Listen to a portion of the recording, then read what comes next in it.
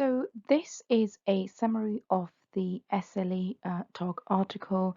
I hope you'll find this summary useful, and please don't forget to give this video a thumbs up and subscribe to my channel if you haven't already. So this is the TOG article, Maternal and Fetal Complications of Systemic Lupus Erythematosus.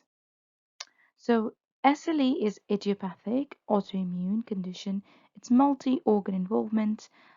Diagnosis is clinical manifestations, including tests. There's periods of relapse and remission. Women and men ratio is 10:1.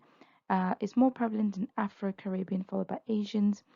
Diagnosed during childbearing years.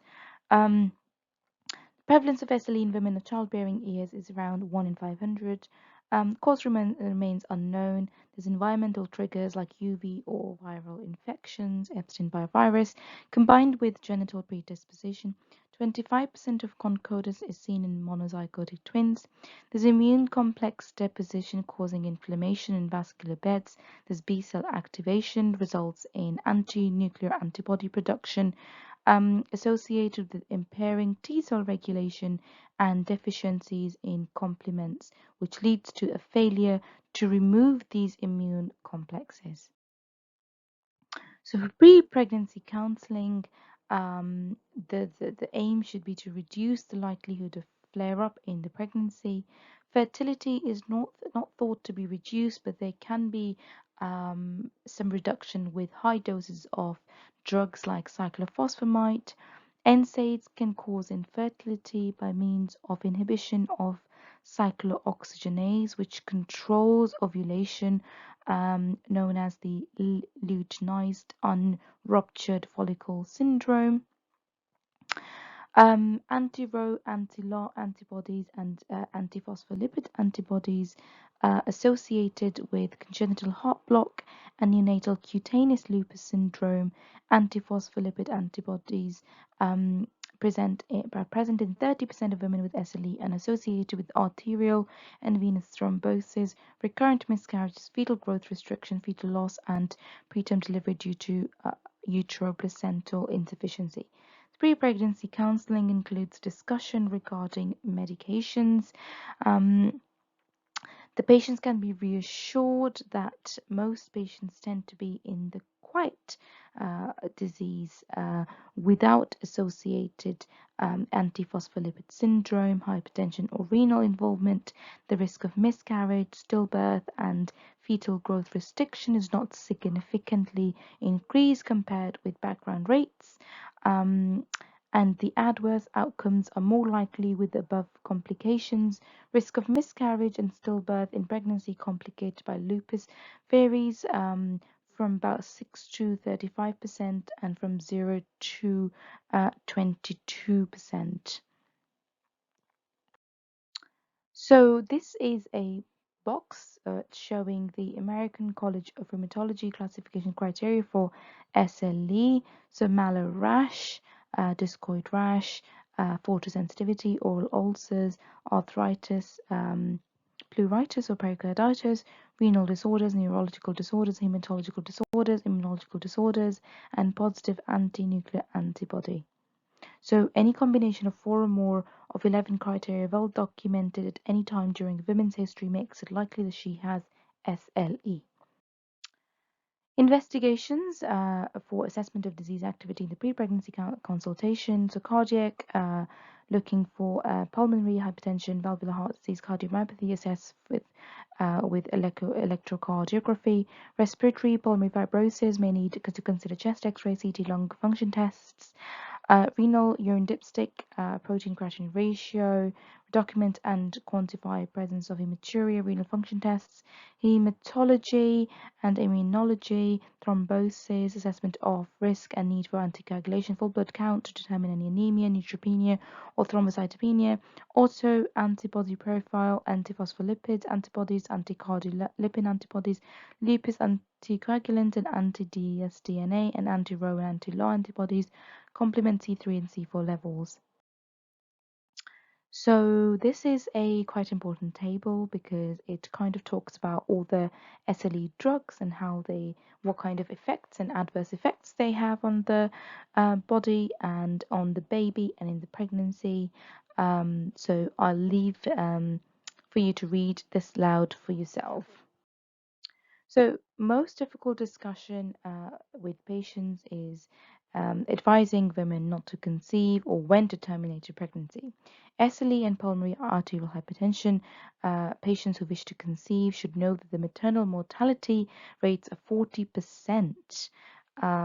Prevalence of pulmonary arterial hypertension with lupus is 4.2%, and it's defined as mild if systolic pulmonary arterial pressure is less than 40. Advised not to conceive during periods of active disease, particularly with lupus nephritis, because of worse maternal and fetal outcomes. Two to fourfold higher rates of complications seen with complications seen like preeclampsia, preterm delivery, and fetal growth restriction.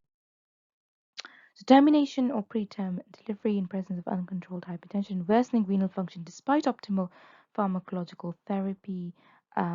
This may relate to a flare-up of lupus nephritis or severe early onset preeclampsia.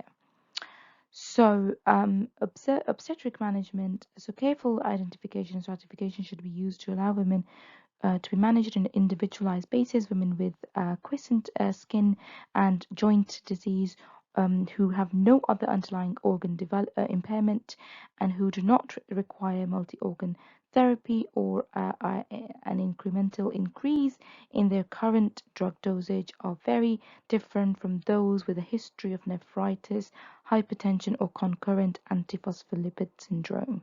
Pregnant women with active SLE, lupus nephritis, anti-Ro, anti-LAR, antiphospholipid syndrome are high risk group. Multidisciplinary management should be used, including the obstetricians, midwives, physicians, hematologists. They should work closely to optimize their care. Anti-Ro, anti-LAR antibodies positive should have the fetal heart rate monitored and recorded each visit, and fetal echo assessments made at 18 to 20 weeks and at 28 weeks. Obstetric management awareness, possibility of lupus flare, and an understanding of how this can overlap with normal pregnancy related changes and with preeclampsia. The risk of venous thromboembolism should be assessed. Management of SLE and flare-ups, distinguishing preeclampsia from lupus, and management of blood pressure in lupus, aiming to keep the blood pressure less than 140/90. Fetal management, increased rates of miscarriage, especially when there is SLE present with antiphospholipid syndrome, congenital heart block. So maternal anti-Ro, anti-LAR antibodies cross the placenta and destroy the Purkinje system. Usual presentation is a fixed fetal bradycardia of 6 to 8 in ultrasound. It occurs in 2 to 3% of fetuses with anti-Ro, anti-LAR antibodies, and there's a recurrence rate of 16% in subsequent pregnancies.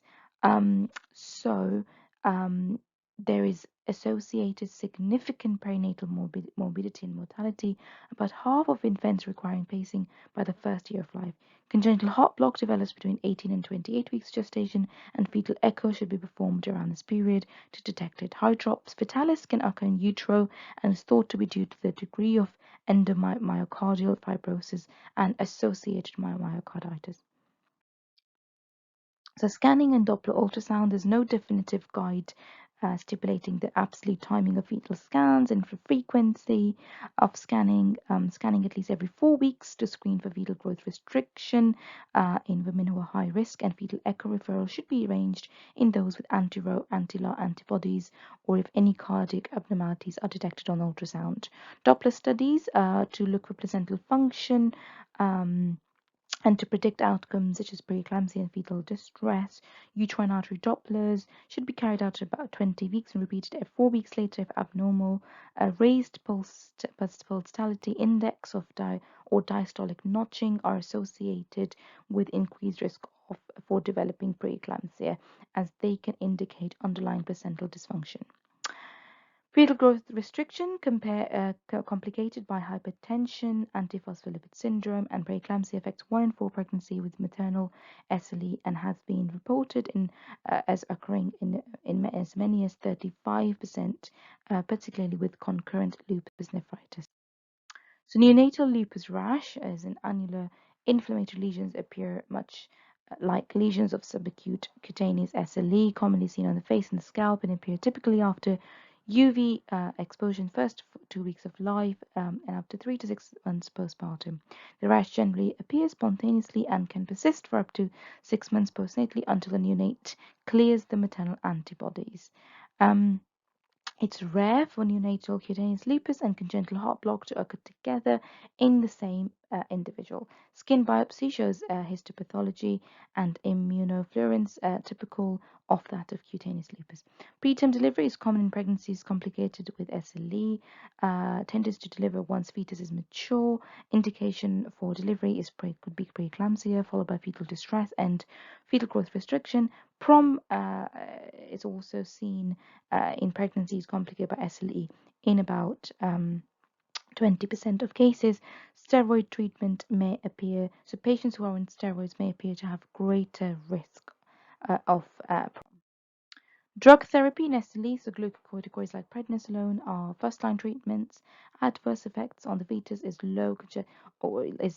congenital malformations or neonatal adrenal suppression.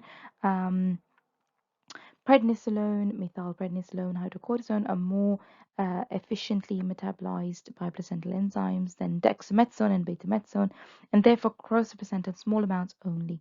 Adverse effects of steroids like weight gain, immunosuppression, acne, gastrointestinal irritation, and probably the most important adverse effect is the increased glucose tolerance. So the patient should be screened for gestational diabetes. Other immunosuppressants may be safe during pregnancy, like azathioprine and hydroxychloroquine. There's no indication to discontinue them during pregnancy. Drugs can cause lupus-like syndrome, which is hydralazine, procainamide, quinidine, isoniazid, diltiazem, and minocycline.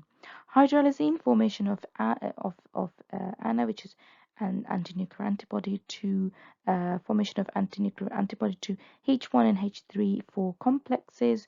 They do not cause disease flare in established lupus.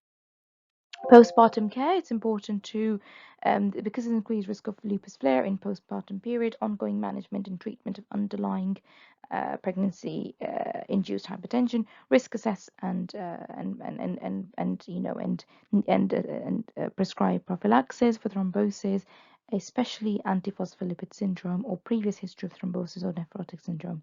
Contraception, avoid estrogen as it increases risk of flare-ups. That's it. That's the summary of the SLE TOG article. I hope you'll find this useful. Please don't forget to give this video a thumbs up and subscribe to my channel if you haven't already.